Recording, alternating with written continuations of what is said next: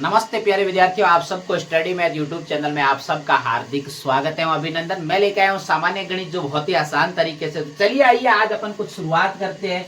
आज शुरुआत करने जा रहे हैं 3 अंकों का गुणा कैसे किया जाता है उसके बारे में चर्चा करेंगे। तो चलिए आइए आज शुरुआत करते हैं। इसकी पहले हेडिंग रहेगी कि 3 अंकों का गुणा कैसे किया जाता है। 3 अंकों का गुणा, 3 अंकों का गुणा बहुत ही आसान तरीके से मैं आपको समझाऊंगा। बस यही उम्मीद है कि आप बस हमारे साथ जुड़े रहे और अच्छे से अच्छे समझने का प्रयास करें, क्योंकि गणित के अंदर गुणा अति आवश्यक है। अगर आपको गुणा करना नहीं आएगा तो आप कुछ नहीं कर पाओगे जीवन के अंदर।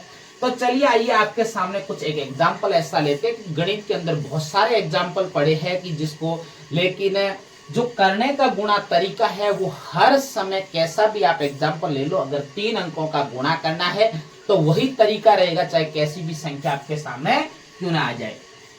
चलिए आइए शुरुआत करते हैं कुछ एग्जाम्पल की। कि आपके सामने एग्जाम्पल आ रहा है कि 8305 को गुणा करना है 130 से।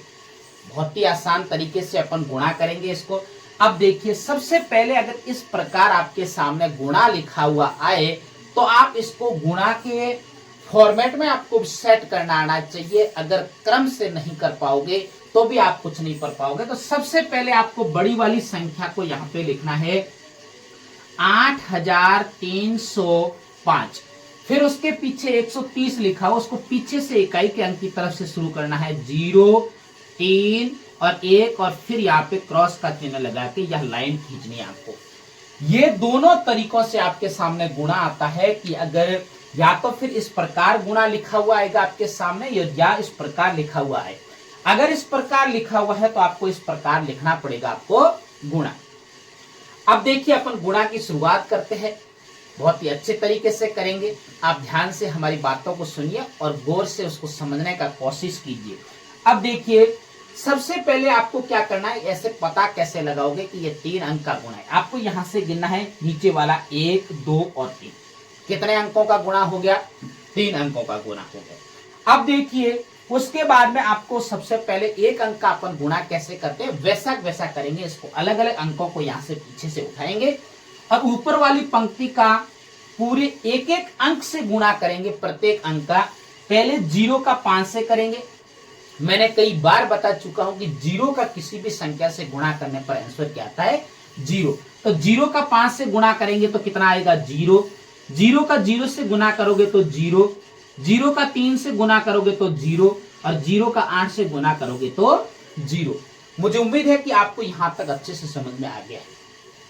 आप ये हमेशा के लिए बात याद रख लेना कि 0 का किसी भी संख्या से गुणा करने पर आंसर क्या आता है? 0।